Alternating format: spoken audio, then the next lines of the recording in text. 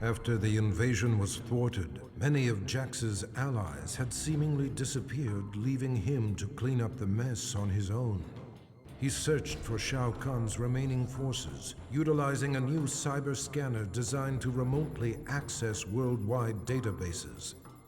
Navigating its virtual reality interface, Jax inadvertently accessed Kano's brain through his optical laser implant. Their minds linked, Jax virtually battled Kano. Finally, he captured and quarantined Kano's consciousness within the Special Forces mainframe. A dangerous criminal had finally been neutralized.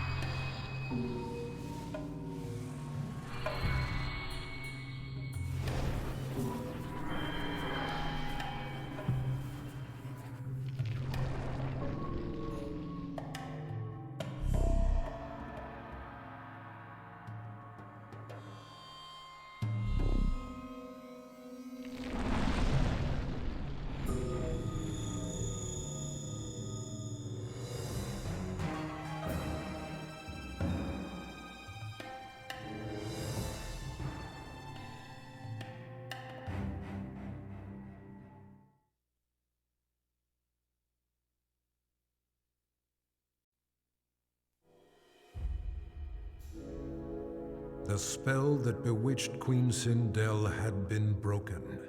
She did battle with Shao Kahn and slew him, punishment for the suffering he brought upon her and millions of others throughout the realms. She dissolved the sorcery that bound Edenia with Outworld and began restoring her realm to its former glory.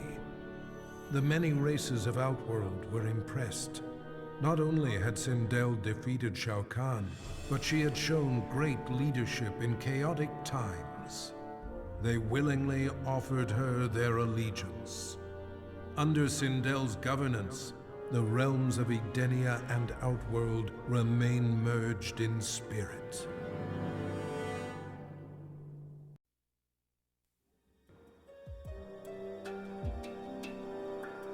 Sector had dedicated his life to the Lin Kuei. His victories had brought honor to his father, the Grand Master. He had proven himself worthy. It was time to replace his father. In a bold attack, Sector smashed through a company of Lin Kuei guards as he pushed toward the Grand Master's chamber. There he found his father waiting. The Grand Master warned him that wearing the Dragon Medallion brought much power, but at a cost. Sector ignored the warning and slew his father, whose soul burst from his body and flew into the medallion. Sector had finally seized control of the Lin Kuei.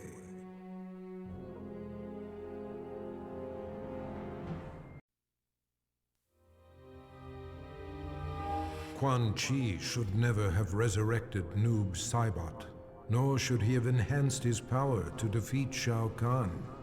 The Revenant he created had broken free of his control. Noob had secretly formed an understanding with a cleric from the realm of chaos and opened for him a portal to the Netherrealm.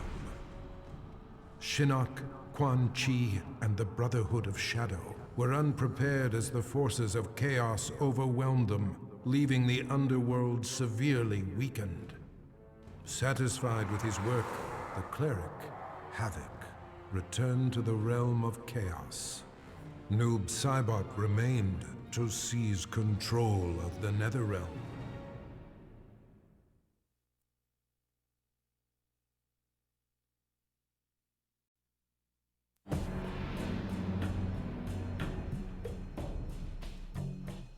Melina killed the Emperor in a fit of deranged fury. But she was unaware that her victory resulted from Shang Tsung's designs.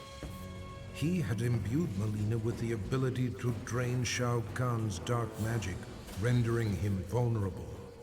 Now Shang Tsung was ready to execute the next phase of his plan: murder Melina and take Shao Kahn's power for himself.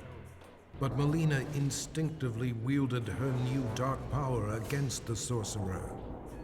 Shang Tsung's end came quickly. Melina absorbed his soul, multiplying her strength. She then set out to claim an even bigger prize, the soul of a Thunder God.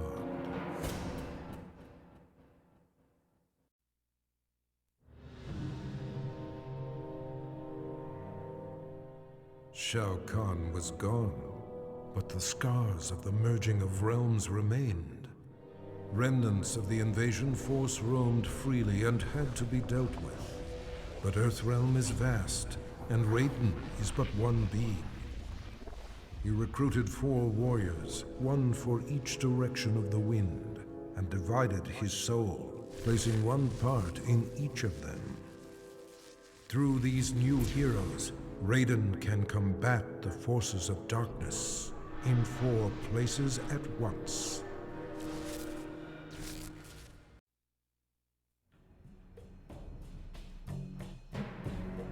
Shao Kahn's death did nothing to relieve Scorpion's pain. The loss of his kin still weighed heavily upon him. For reasons he could neither explain nor understand, he was drawn to the home of the Shirai Ryu. Standing amid the rubble in solemn contemplation, Scorpion was visited by apparitions of his fallen comrades, who revealed the true mastermind behind their brutal deaths. Enraged, he returned to the Netherrealm. As the spirits of his kin immobilized Quan Chi, Scorpion slew him, finally avenging their deaths.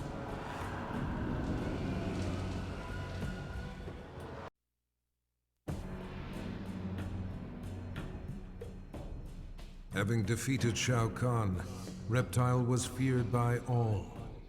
He forced Shang Tsung to regenerate his Raptor race.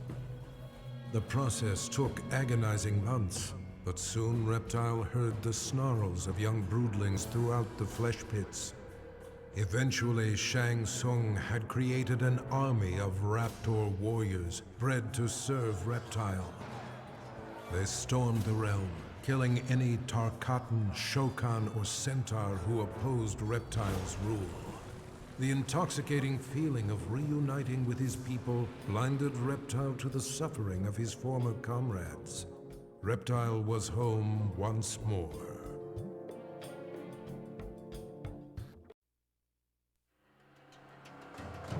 Despite telling the world that he was simply doing his job, Stryker was made a hero for saving Earth from invasion. He received both the key to the city and the Congressional Medal of Freedom. Press and paparazzi hounded his every move. His biography spent a year on the bestseller lists. Stryker action figures flew off the shelves and into every young boy's hand. But when approached by Hollywood for the rights to his story, Stryker put his foot down. Never would he allow himself to be portrayed by Johnny Cage.